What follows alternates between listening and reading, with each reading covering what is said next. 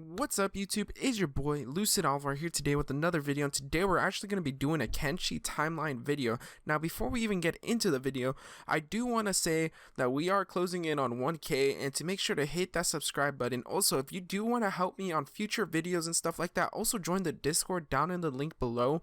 But without further ado, let's get right into this video. Now, Kenshi. The game, the myth, the legend. Kenshi.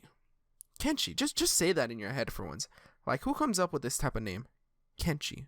Like, out of everything you could have named the game. No, I'm just playing. Alright, so let's talk about the first empire. Now, the first empire fell for many reasons. Mainly three. So, three of the reasons that the first empire fell was a foreign enemy, a famine, and a rebellion. So, let's start with the foreign enemy. Now, Kenshi, or the moon that we play on, is a colony area. We are a colony at the start of this entire adventure 10 to 20,000 years ago. All the way back then, we're the start of this colony. And, they have these skeletons that they bring here, like the regular skeletons that you see, and then the behemoths. So now, behemoths are huge. Think of this. If a behemoth was to stand just regularly, it could throw something into orbit. That's how big a behemoth was. It could just yeet something into freaking orbit. So, that's how big a behemoth was. And then you got your regular skeletons. And then you got the humans that came here first, too. And the humans were mainly scientists. They put the skeletons to work, and they had the behemoths take care of them. And behemoths, one thing about them is that they were super loyal to humans. Anything that could have hurt a human, they were on it. So, this includes self-sacrifice, following them without a single question, which would come to bite them in the very ass cheek that they were doing this for. So, let's get straight to it. So the foreign enemy comes and attacks this, we're thinking, space empire type thing, because, we do assume that that the first people on the moon were like a little bit intergalactic type of thing, or at least traveling in space. And the foreign enemy comes, and we successfully push them off.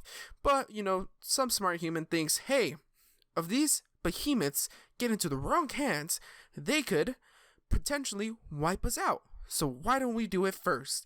And that's what they did. So go to obedience, and you'll see these huge giant ass motherfucking arms coming out of the ground. And these are the behemoths that they sent to their death. These are the behemoths, guys. These ones are the ones that caused everything. So after defeating the foreign enemy, they had to deal with the eternal enemy now, because the Skellies said, if they can do that to them, then why don't we do it first to them? And so they did it to the humans. They fought the humans, and I guess you could say it was kind of a stalemate, and they kind of lost, like the humans did. But, pretty much ended up causing famine, because the Skellies were mostly keeping them fed and everything, and all that good stuff.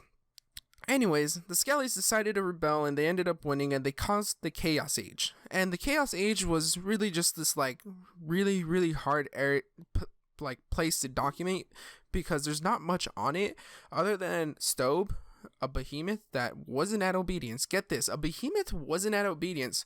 What a rare fucking occasion, there wasn't a guy named Stobe at obedience. Anyways, Stobe decides to defend this little planet, or this little moon, and he decides to take one for the team and gets hit by a rocket that was supposed to land in the planet.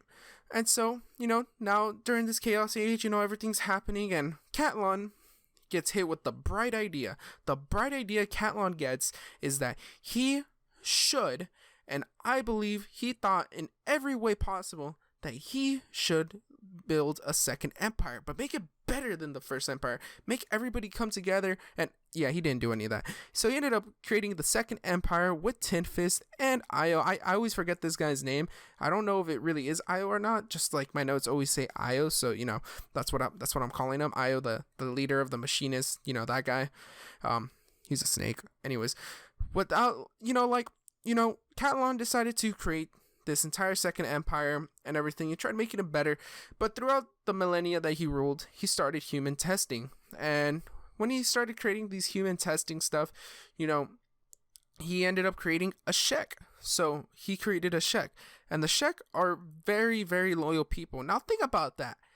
The skeletons that humans created to be loyal created a human to be loyal. Let's see how that works out. So, you know, the Shek end up becoming enforcers, and they start putting down humans even more than, well, what they already were. And humans were starting to get fed up of it. They were like, "Yo, what's up with this? You know, like, why we getting treated like this? You know?" And then a man, an enlightened man, who ends up becoming the first Phoenix, starts telling them about the teachings of Okran and Narco, a religion that he's probably created and stuff. And honestly, nobody knows who Okran and Narco are, but a lot of people speculate that it was probably Stobe.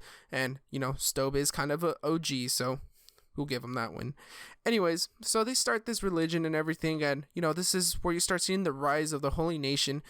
And, you know, I forgot to mention, but during all this time, the swamp starts to become a thing because water levels start receding because of all the toxic shit that went up into that atmosphere at obedience. All that, like, you know, all the environmental shit starts happening and all that, and the swamp ends up being created. So, you know, there's that. And, you know, this is like around this time when, you know, the rise of the HN and right before the First Crusade is when Catalan starts going a little bit more and more insane. He starts getting a little bit more paranoid, a little bit more, you know, he starts going a little bit more power hungry because he realizes he's losing power over these humans that I'm pretty sure he's freaking terrified of because he's seen them when they've been at full power. I don't buy into that whole entire skeleton reset memory theory. So I'm pretty sure he remembered about shit about the First Empire that he hated about humans and that he held against them. And, you know, Catalan was Catalan and all of his, like, lackeys were responsible for the fall of the First Empire. So, you know, in the Second Empire, they're scared that, you know, these guys are going to ruin the Second Empire that they created, this place that they created for themselves. Anyways, the First Crusade ends up happening, and the Holy Nation ends up breaking off. And then not so long after, the Shek break off. And once the Shek break off, Catalan starts to go crazy, and Ten Fist leaves them, and Io goes on to start the Machinists. So, you know, there's that. Anyways, Catalan starts to go crazy, and he starts making thralls because he realizes that he can't really trust anybody, not even his best friend Tin Fist. Tin Fist and Catalan were best friends. And, you know, like, even Tin Fist situates himself not that far away from Catalan, and Catalan ends up retreating all the way to the Ashlands because he lost his entire empire. Like, the entire empire fell just flat on its face, and he retreated to the Ashlands, and literally Tin Fist is keeping an eye on him via being not that far away from him, so he knows when he leaves there. Anyways, back to the main point of this timeline. Tin Fist is keeping an eye on him. Catalan starts creating thralls. Now, let's talk about the UC. The UC literally rises from the remnants of the Second Empire, and, you know, they start creating their united cities, and you see them, you know, kind of everywhere around in the Great Desert and down south near the Ashlands and everything. And, you know, that's where you see them. And then, you know, not too long after, about 1,000 years ago, give or take, you see the arrival of the Hive, and the Hive are new people to the continent. And the reason I say this is because if you even go into the Deadlands, they will talk about not knowing what this, if you bring a Hive to the Deadlands, they won't know what the hell it is because they've never seen one before.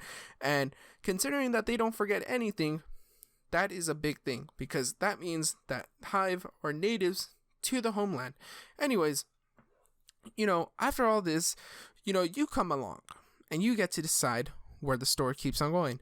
But just know that this is all a timeline of all the events that happen, all major events. I'm not going to dive too deep into it because I feel like I tried doing that too much in my other 3 previous timeline videos, and that's why they kind of didn't pan out that well.